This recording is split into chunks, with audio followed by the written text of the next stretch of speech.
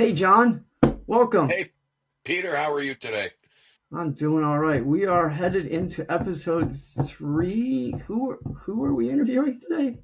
Today we are interviewing Chris McIntyre from Warren County Public Schools in Kentucky, and we're going to get to hear his take on leadership in his district and his roles. And I'm very excited, looking forward to hearing from him. All right, I'm psyched. Let's get to it. All right, welcome, Chris. So glad to have you here with us. Thanks, Pete. I appreciate the invite. Excellent. John and I are really psyched to have you with us. I guess it came about because of our mutual friend and colleague, Chris Killian, over at the Influence Group. He said so many nice things about you. We just had to bring you on to see what we could learn from you. Very So kind of him. He's allowed me to present a couple times at his conference, so uh, stage. So I assume it was okay. it was all good. It was all good. It was all good. So I'm going to jump into questions, and then John, you will join me along the way. Fair enough. Yes, I will. And welcome, Chris. Thank you, I John. too am glad to have you here. I appreciate it. You got it. Chris, you didn't start out in education. So what brought you to education, and why have you stayed? So my story is a little bit unique. I'm from Warren County. Grew up, went to our public schools here, stayed around, went to the local university, and had a really good opportunity to go into banking. Worked for a holding company that owned a lot more than just banks. So I got to dabble in quite a bit. I spent 9 years in that industry. Uh, got a little burned out, and I didn't want to place myself in the corner of where career opportunities could land me. So I started looking elsewhere. That, along with some family things at that point in time, led me to open my career opportunities. Right. So this opportunity landed in my lap. Didn't know anything about school districts. Heck, I'd never had governmental accounting before. I am a CPA by trade, but you don't want me doing your taxes either. Um, but that being said, I thought it'd be a cool opportunity in talking with the school district. The gentleman who I was going to be working for, his team had been around him for a long time. He had 10 years until he was going to retire and was going to give me a lot of autonomy and ability to make mistakes, learn from them, and see his wisdom and some things to grow. And then I thought it'd be a long term good choice for me, along with you can't be a defined benefit retirement system, right? So you're 27 years old. That sounded really good. I could retire mid 50s. Now, as I get closer to mid 50s, that retirement's, I'm starting to second guess that part of it, right? Well, you can go, but you got to go work at Home Depot after that. So that Well, always yeah, fascinates me when you actually work in the school district where you grew up. So does that affect your decision making? Because probably see people that you grew up with that are still there, that are still in the neighborhood, and they're pecking at you about all these different things that are important to them. But you've got different priorities. Tell me what that's like to deal with. I tell everybody, I feel like half the people in our community have my cell phone number, my personal cell phone number. And I've coached, my son's now 17. So when he was three to he went to middle school, I coached every sport he played. So I all of a sudden had contacts with a lot larger breadth of people than I had before. And then being banking, customer service, and being out there and meeting people is a primary goal of banking. So the relationships I've made over years, I feel like gave me an advantage to this role. Yes, you do have everybody and their brother coming at you asking any number of questions, but that's a good thing. You have that relationship where they trust you, or they feel like they can at least have a sounding board that you will take back. Instructionally, you don't want me like you don't want me teaching a class, right? Hmm. But if they do have a question on instruction, I know the right person to go to and how to facilitate that conversation. And with most things in life in general, people just want to be heard most of the Hmm. time. Hmm. So if you listen to them, don't interrupt them, and then follow up, um, it doesn't work 100% of the time, but it does give people information that they have historically had a thimbleful of knowledge about. But once they see a larger picture of why we make a decision, why we're building this school, so on and so forth, it becomes more palatable to them, and then they can explain it to others. So perception is their reality until you change their perception. And if you give them the information, oftentimes they'll change their perception.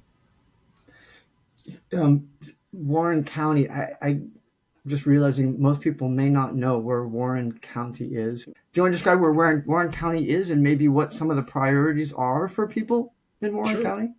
Have y'all ever heard of a small sports car called the Corvette? Mhm. Yeah. Bowling Green, Kentucky is where the Corvette is made.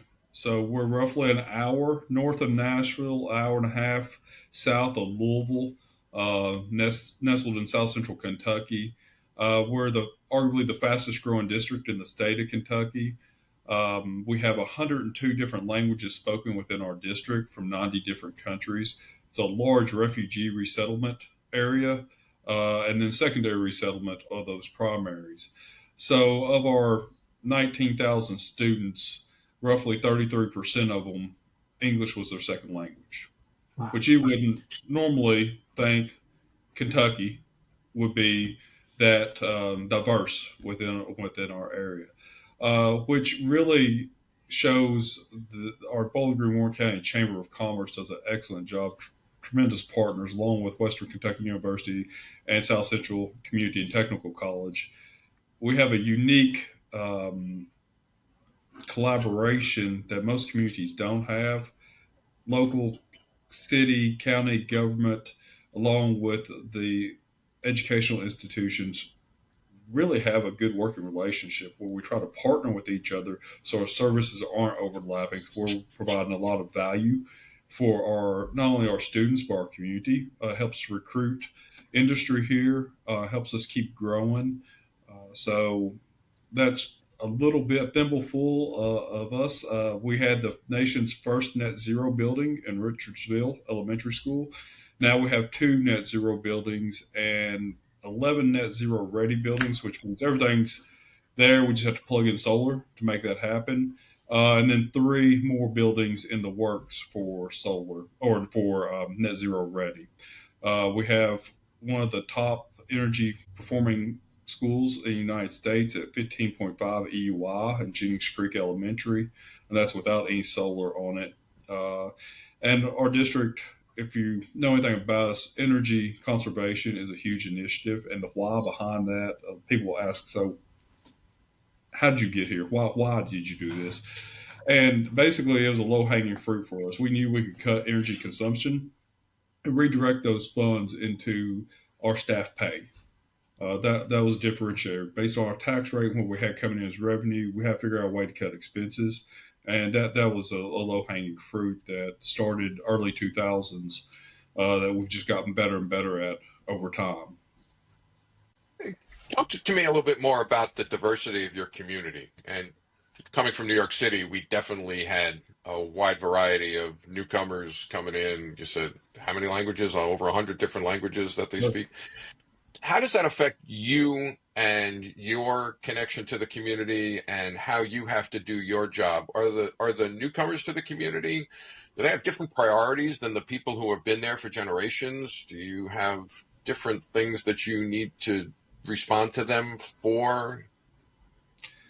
So, language is the biggest barrier, correct? So, how we staff our buildings, how we put people out in the community to work with those folks, work with workforce development, because those men and women need jobs. They need to put food on the table, roof over the head, like all other Americans, right? Um, but how do we reach those? It goes back to just giving opportunities for kids, right? Everybody wants to send their kid, no matter if you're Native American or if you come from a refugee camp thousands of miles away. They want to trust that they're sending their kids somewhere that they'll be loved on and taken care of, fed, and sent back home at the end of the day safely to make their family better. Their kids are probably going to be the first to graduate from high school, much less go on to college, graduate college. And we've had a few that have gotten perfect scores on the ACT from come from other countries from refugee camps. It's a tremendous story that these folks bring to our community. Culturally, it's a challenge, right? We all, through our lens, are brought up in a culture. each one of us different, even if we grew up in the same community based on our family's background, right? Music we grew up on, churches we went to, so on and so forth. They're just like us. Just there's a language barrier, and oftentimes we find that kid, that student or young student, is that communication pipeline with the parents. So what we've done is how can we embrace technology to be more active in communicating with those parents. So we have something called talking points now, which is two-way communication. We send out communication to a parent, or a school sends out communication to a parent through our Infinite Campus student database. It goes from English, converts it to whatever language that parent has listed as their native, as their home language spoken at home. And that parent can communicate back in their home language, and it converts it back to English when it comes back to one of our employees. So it really opens up that two-way communication. We're testing some in-class components this year, software where when the teacher talks, student has a headset on and it converts to their native language. So they're hearing the instructional component of the day in their native language, but their social interactions, their lunch interactions, even their projects within the classroom are in English. So they're getting both layers to build their English How capacity. cool is that? So does that drive up your IT costs and your infrastructure costs? Definitely. Uh, you got to look at it one of two ways. We need to get these students to be productive members of society, like you and I want our kids to be, right? And how quickly can we get there? How quickly can we get them up to speed with their peers? It's like kindergarten readiness. We all know, or research shows, if you don't know, that if a kid's not on reading level by third grade, it's really hard for them to ever get on reading level, right? Which goes out and there's studies that show their percentage likelihood of being incarcerated, so on and so forth, the amount of money they make less than their peers based on that third grade reading level. So our workforce locally demands it as well. We have 8,000 unfilled jobs within our community. If you go stroke that brush out about 60 miles, there's upwards of 90,000 unfilled jobs. And more industries coming, more people coming. So AI is not going to solve all those problems. There's still going to be some human workforce capital, especially in the construction side of the house. So how do we give the kids those opportunities? How do we put the right staff, the right technology in place? If I don't have a piece of technology that can service a multitude of students, then I will have to have a staff member who can serve that purpose. And so those staff members are few and far between, and then they become extremely costly as well. So it's just how we've chosen to utilize technology for that benefit. So you have different roles within the district, if I remember Right. correctly. Yes, sir. So do you like talk to yourself in the middle of the night because you've got your facilities person role who needs all this additional technology, but you're also the finance person who doesn't want to give up the money? Is that difficult? So it's a blessing and a curse, right? You know a lot, or you know a lot of things going on. You might not. I probably don't know a lot, but I've been here for a long time. So I know the why behind a lot of stuff, which is a value. And I know a lot of people within our community. Um, I've got great people that work with me who really care about kids, from the operational side to the finance side to even the construction side. I always tell them, if I get hit by a bus tomorrow, y'all in good shape. And that's the way we're built.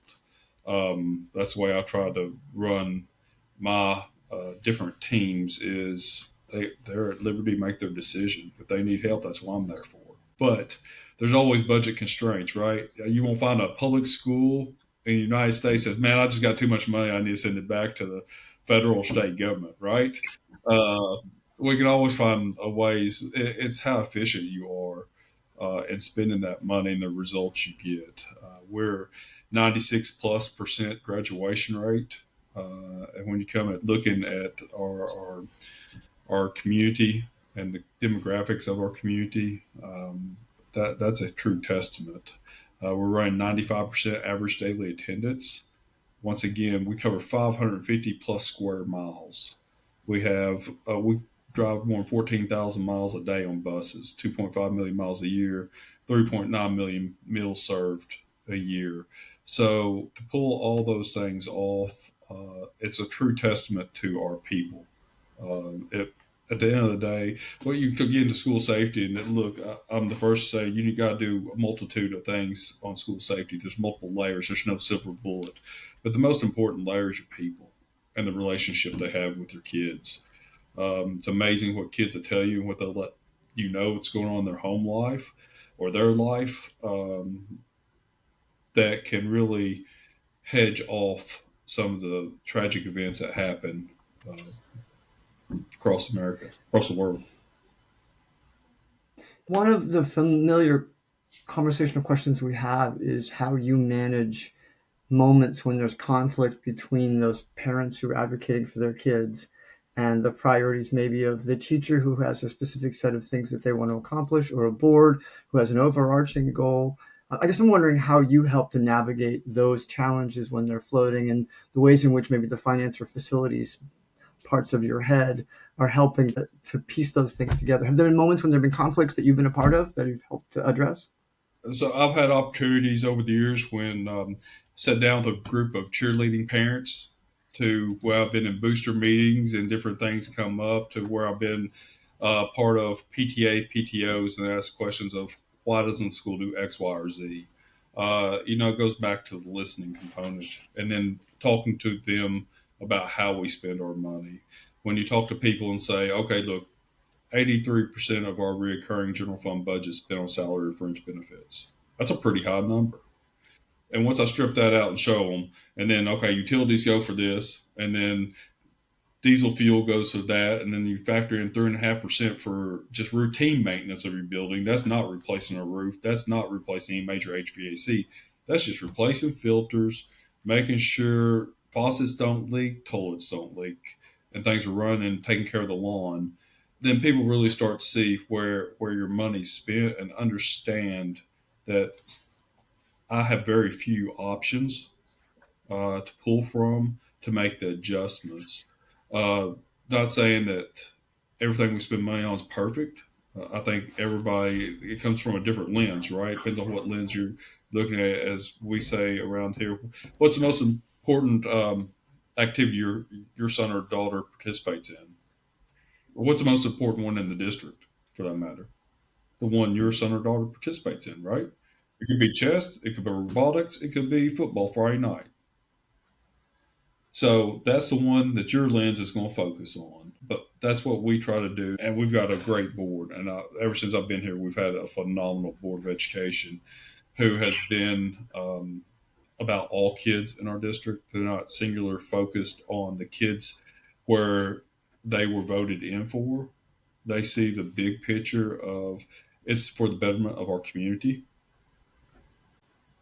How big is your board? Five elected officials.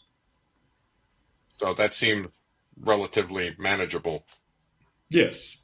It's relationships, right? It starts with the top, and our superintendent does a fabulous job at allowing open conversations between board members and the cabinet. There's four of us. There's two assistant superintendents, myself, and the superintendent. And he does a great job of allowing us to have those open conversations, that dialogue with our board members as they have questions or concerns. I offer facilities walk every other weekend, as an example, or my office is open every other weekend. I send them a text that week to let them know what hours I'll be in on the weekend, and if one or two of them want to stop by, go look at facilities, or talk about budget, or talk about salaries, or talk about whatever they want to talk about. That's what I'm here for. That's quiet time. Nobody else is in the office. That we can really have some good discussion, and I can give them feedback right then, or do some more research and then follow back up with them. That keeps them in the loop. Our superintendent also does what's called a Friday focus. So anything going on during the week, major hurdles or major things that he feels like the board should be abreast of, and or things that are upcoming soon.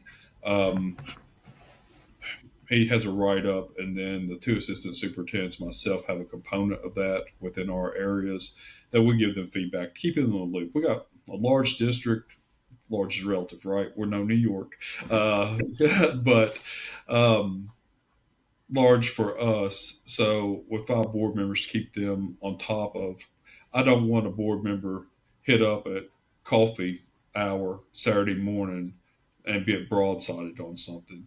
So how do I make he or she aware?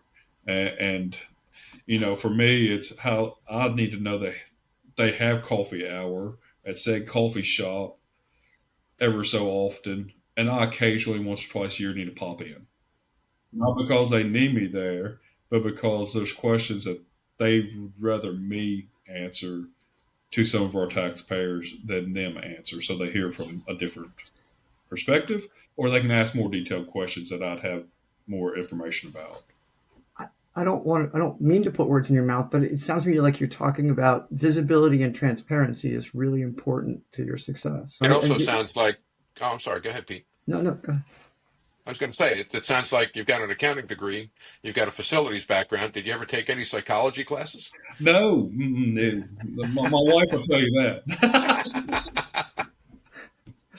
But listening to you talk, it definitely strikes me that understanding people and knowing what their needs are, not that you're trying to manipulate anybody, but connecting with them is really important to getting every aspect of your job done. Every aspect of your job that you've been talking about, you keep bringing it back to the people part of it, which I find Well, I really have to say fascinating. no a lot, right? I'm a finance guy. We have to pay the bills. It has to balance the budget at the end of the day. But I can't just tell people no and not give them a reason why. They might not like my reason why, but they have to understand where I'm coming from, I feel like. And doing that face to face, I think it's a whole lot better conversation piece than receiving that in an email or not receiving anything at all. How do you know if you're doing a good job generally? I mean, is there some measure you Like have for my what you? yearly evaluation, my superintendent tells me if I do be a right. No, we all hope we're doing a good job, right? The life you want to leave, I want to leave a legacy. I want to leave it better than I found it. And I think the compliments we get on our facilities, the opportunities I get to speak around the country at different events, it's not me at the end of the day. It's the team I've surrounded myself with and how we've done. And we've received a lot of accolades over the years on our facilities, on how we've navigated projects or challenges. Not looking for the pat on the back, but it's great to be surrounded by a bunch of great people who, we have to make some hard decisions. But I feel like people respect it. And as long as I've been in Warren County my entire life, the amount of people I know, I feel like enough people are bluntly honest with me enough. If I was doing a really bad job, they'd really put me in place. Uh, I try to make it a component of my year to make sure I develop relationships with any of our folks, from teachers to bus drivers to custodians to cafeteria workers, because the person that knows the most about what's going on in that school is typically that cafeteria worker, that custodian. If not, they're going to tell you a really good story that is their perception of what's going on in that school. So you can find out some really good information, but you can also find out some really good stuff. They're the ones doing the fine details along with your maintenance staff of what's going on in your facilities. They can tell you what's breaking. It doesn't take an engineer or a rocket scientist to figure that out. They're back there working on that stuff, band-aiding it together. You just got to listen. They're giving you the It's right true. answers.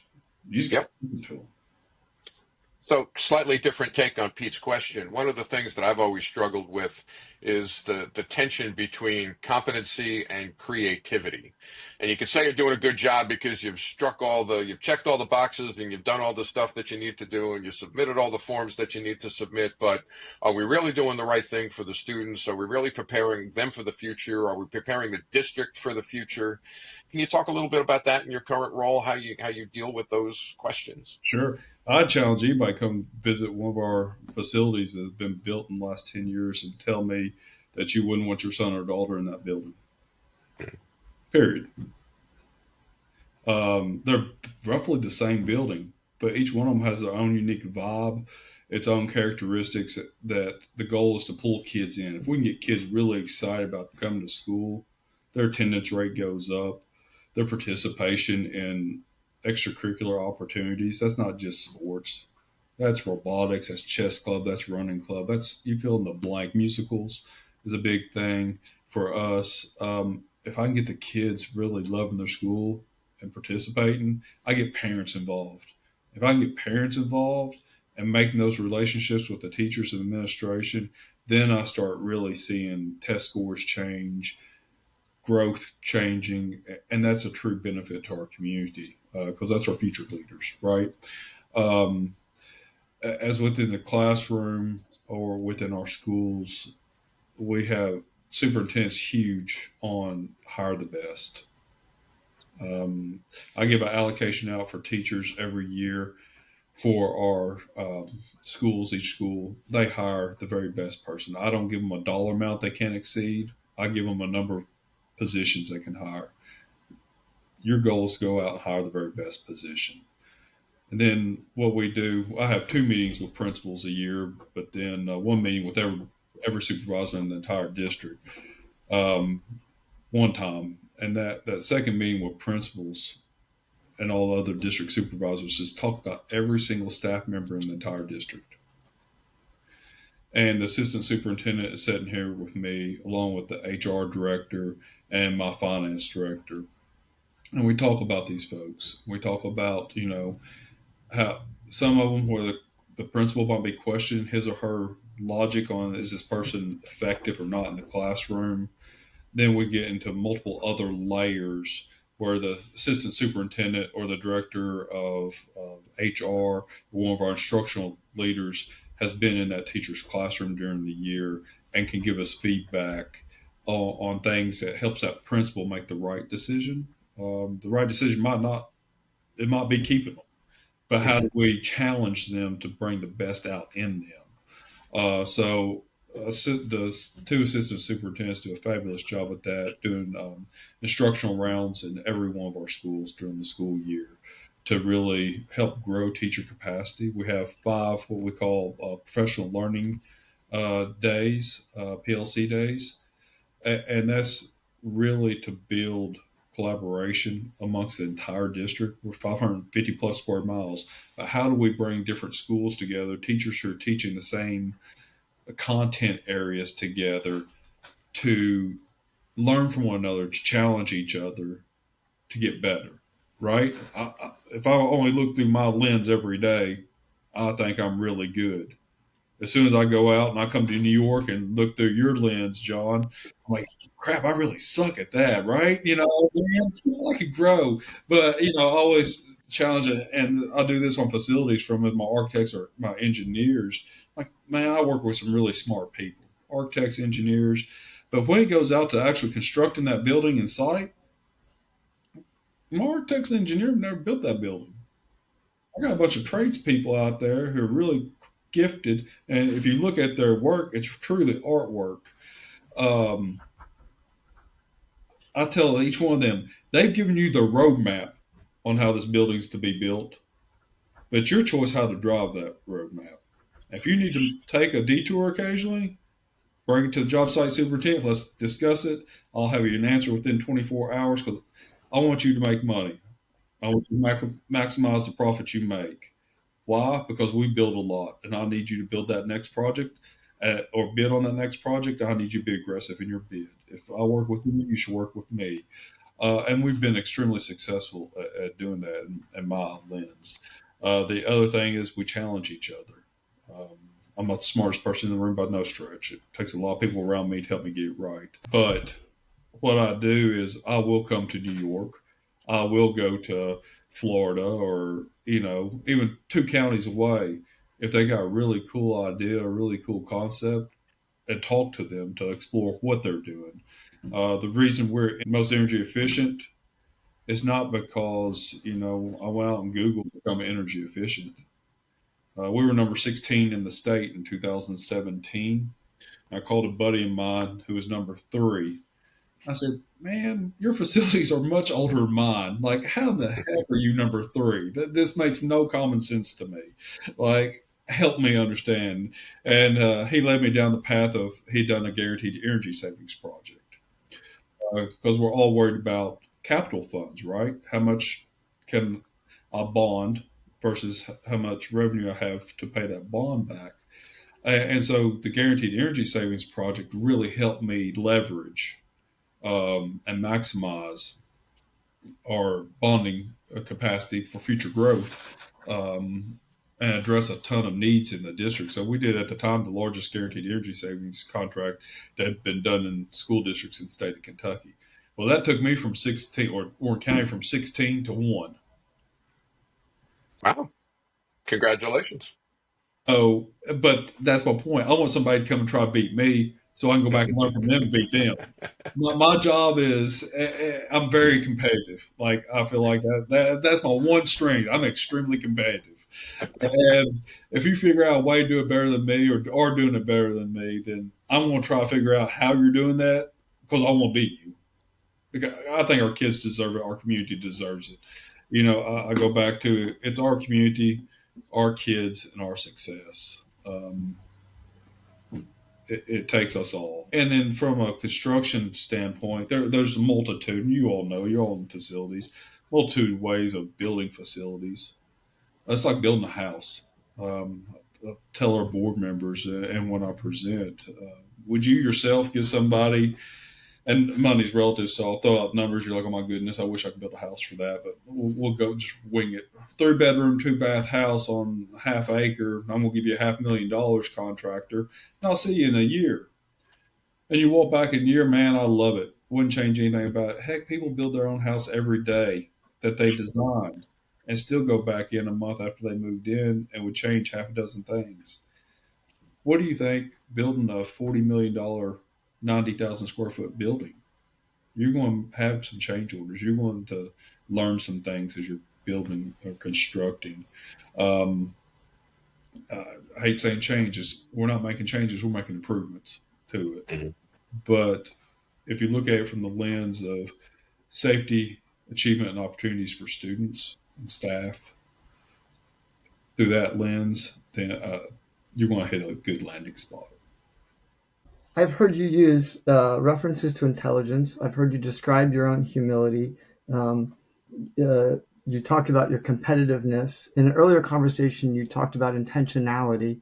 I guess I'm wondering, is there one or two phrases that you would use to describe yourself in terms of how you go about your work? OCD.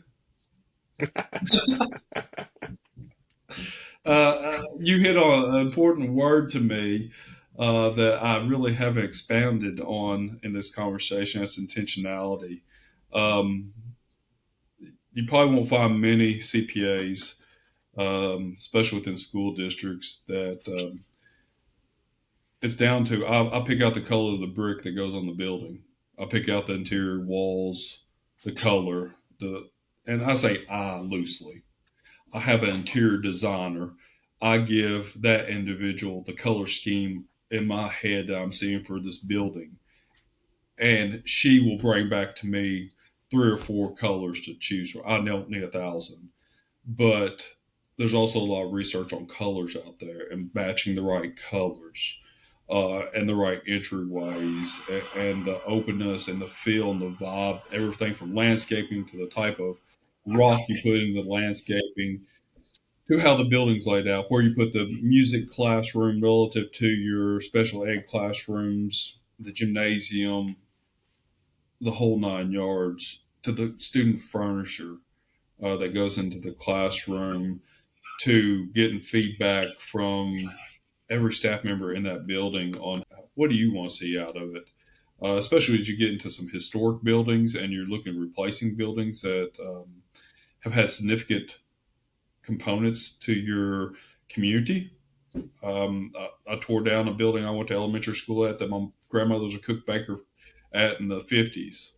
I got a few more text messages over that. And, instead of replying to text messages, I just went and showed up on people's doorsteps and knocked on their door. There's nothing good that comes out of a text message that they don't see you or hear you. So if someone's complaining at that point, I show up and have that conversation. Um, so you go back into the hats. I enjoy what I do. I love what I do. And the board holds me accountable to that. They're going to hear from their constituents if we're not doing a good job. Follow up on your question from earlier. So they will too tell my boss and myself. I think we have a good enough relationship. They'd tell me if I stunk at one thing or another. So it's just the whole gamut. It takes a lot of people to help us get us right. But that's the beauty of our community. It's not me. It's not just the board of education or just the superintendent. We got a chamber. We got city, county government, multitude of vendors, locally, manpower, when it comes to the industries in our town, our community partners. They give us feedback. We need that feedback. We don't operate in a silo or a black hole. We have to get better and to challenge ourselves, to challenge our students. I say this in a conference. Our job of educators is to challenge a student every day to become better. What kind of example are we setting as adults if we don't challenge ourselves every day to get better? Great point. I don't understand that. I have 2 kids. I challenge them every day, but if I'm just sitting at home on the couch watching TV every night, not doing anything but telling them to read a book or do some project, and they don't see me working or trying to get better or reading a book, what value does it hold to them? John, you and I have talked before about something that Chris is touching on, just the importance of making the work personal, right? It's harder as you get from a school district with 1,000 students to a school district with 500,000. But I just think it's really interesting to hear you talk, Chris, about how important it is for the work to be managed on a personal level, right? You probably can't talk to every one of the 19,000 or 20,000 students' families every year. But I hear you making this critical point that if you can have personal impact on enough people every year, the message gets out that you and the administration invested. It's a pretty powerful message, I think. I'll give superintendent, 2 assistant superintendents a lot more credit than myself. They make it to a ton of functions that are student-driven functions. All the musicals, band competitions, the swim competitions, wrestling, you name it, they're extremely visible.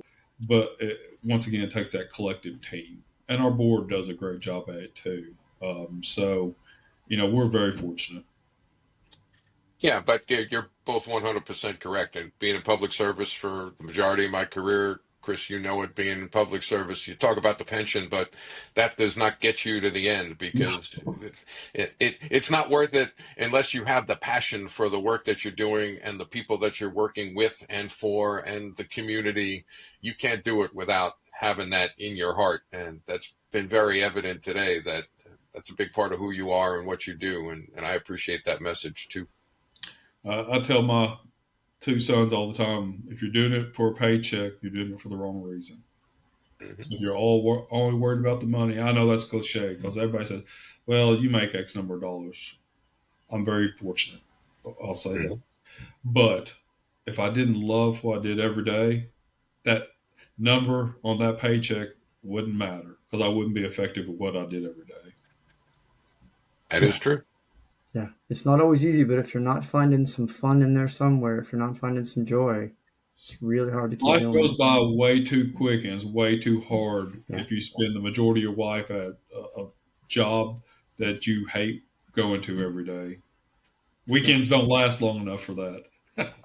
Well, look, how can you not have fun in a community where the two biggest exports are muscle cars and bourbon? Well, I can't speak to the bourbon component of it, but the muscle cars are really cool. We got occasionally some good basketball happening too. I mean, That is true. Off and on, off and on. we Yeah, won't sure. talk about football, but it's, Well, Chris, thank you so much for joining us today. well, thank Really, you all for really having me. It's happy been a you could be pleasure. with us. I greatly appreciate it. Thank you all Thank so you, much. sir.